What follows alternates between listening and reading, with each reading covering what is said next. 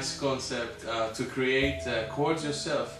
If you're looking to expand your chord vocabulary, you want to get some new shapes and you want to understand a little bit better how to do it yourself, that's what we're going to do today. All you have to know is just one chord, actually, at least one chord that you're going to be based on creating new chords. And another thing, you want to be familiar with intervals or chord tensions, how to create them and what's the relationship between the chord and the intervals, or between the bass and the interval. I'm going to explain that concept briefly about intervals. If you don't know about it, just read about it and then just come back and watch this video. But I'm still going to just briefly explain it. Also, I just want to say that this video is one of many videos and PDFs and other stuff that I'm making for my new website.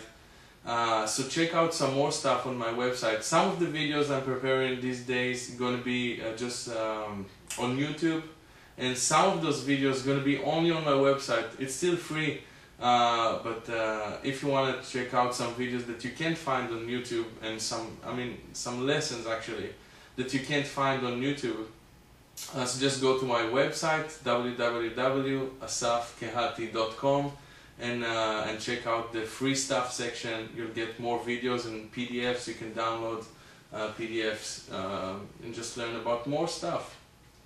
But anyway, for today, you want to know about intervals or about tensions. So I'm going to put it on the screen, just a brief explanation. See if you can get that. Just pause the screen, maybe copy that, and then we can go on.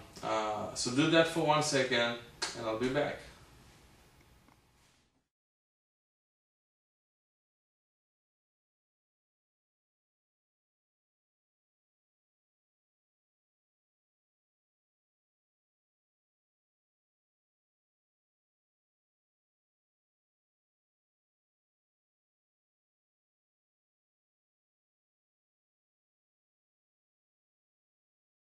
Okay, so hopefully it was helpful, the short explanation about tensions, and let's just spend 1 minute on that. So if I have C major chord, which is what we're going to deal with today, so my bass is C.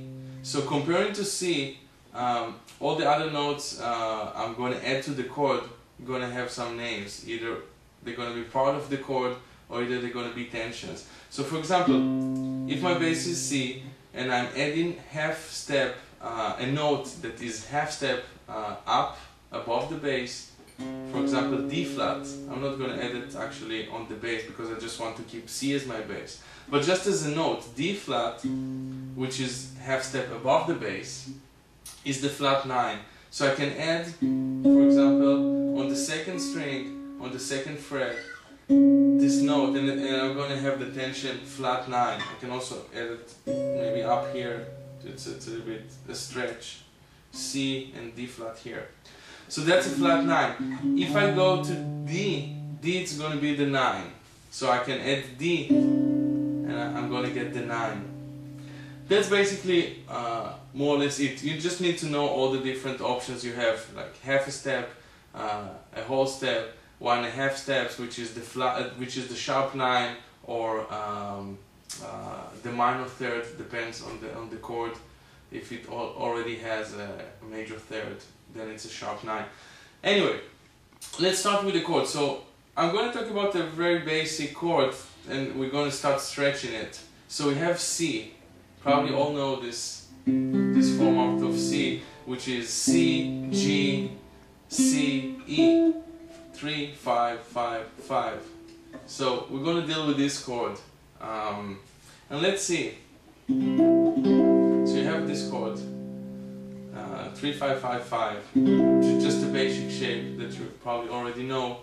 But then let's see what can we do with that. I'm going to start stretching the notes. That means I'm going to stretch the last note here, which is E, and see what do I get. So if I move E, half step up, I get to F, and if and F is a fourth, if again my bass is C. So then I get C4 from this chord. If I move the pinky again, a half step up, so I get F sharp, which is the sharp 4. So now I have C. I have still the same, the other notes are on basic chord, and only one note is changing. So it changed to F sharp, which is the sharp 4. So now I'm going to get C, and I'm going to get sharp 4. And then if I'm going to start going down from the note E, again, if we're talking about this note E, I'm going to start going down to E flat. Then E flat comparing to C, it's the minor third, so I'm just going to get C minor. If I'm going to move another half step down, remember we started on E, going to E flat. E was in the original chord, number 5, fret number 5. Move it to 4, which is E flat. Then I move it to 3, and actually I bar it here. So I have 3, 5, 5, 3, which is C, which is my bass, G, C, E. Last note D. Then I get the 9, because D, comparing to my bass, which is C, is the 9. So I have C9. Then if I move it another half step down, I get the flat 9, because it's D flat. So this one's a little bit tricky, because I still need to keep all the other notes from the original chord. It looks like that. But that's what I get. Then, this is only dealing with one note. Then I can move other notes. Let's move this note, G. So originally it was on the 5th fret. Now if I'm going to move it half step up and still keep those two notes from the original chord, I'm going to get that. So I'm going to have C, A flat, C, E. A flat is the flat 6, so I'm going to have C flat 6.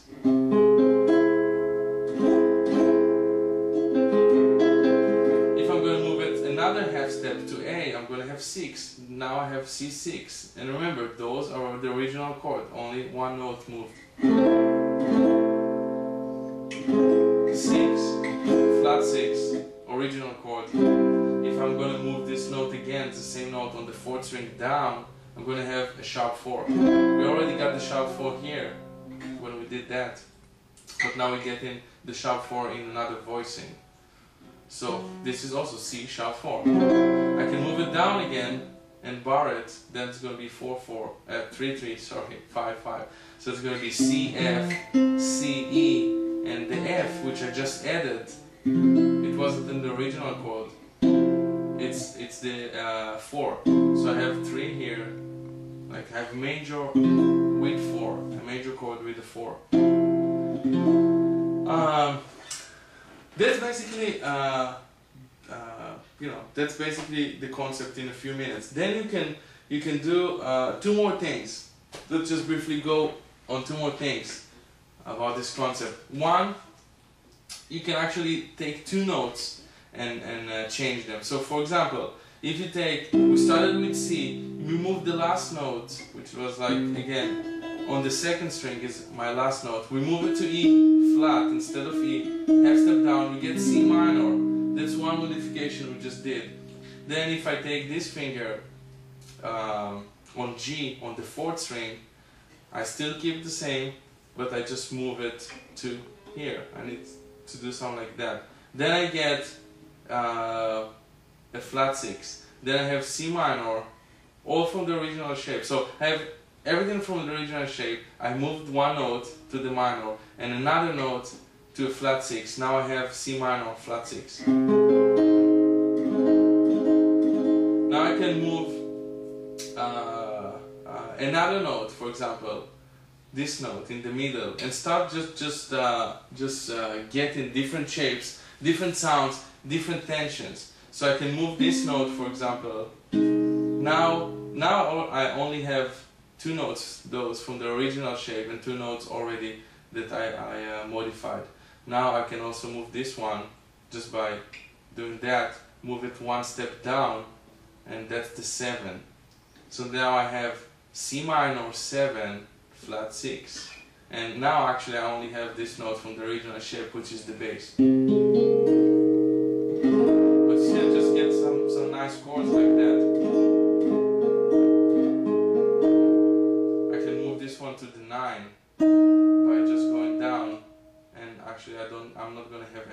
in the chord. But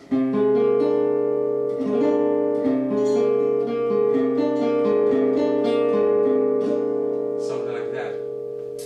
So this is one other thing to do. It's just to move more than one note at a time. So just move two notes. Another thing that's going to be only, I was just dealing with one shape, which is the C. Now I can actually deal with the more shapes. That was only one. If I'm going, and I want to pick like shapes that if I move one note, it's not hard to keep all the other notes. So for example, I can take this shape, which is also a basic shape F, but actually I want to play it on G, just that I have some room actually to move notes down. So I can play the basic F shape, just starting from G, which is notes G, B, D, and G. 5, 4, 3, 3. And then just do the same here, so I'm gonna get like more and more and more shapes. Only from one chord I'm gonna get like 20 shapes from this one, and then from this one I'm gonna get another 20 shapes. It's kind of endless. Then you can take another shape and just get more and more chords. Let's deal for a second, just for a short example, with the G chord.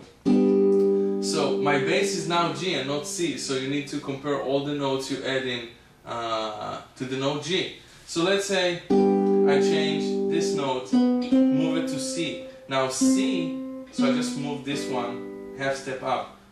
You can actually put the pinky here, and that's what I did. So I get the note C. C, if my bass is G, is the fourth. So now I had G, now I got G fourth. If I move it another half step, the same note, I get G sharp 4.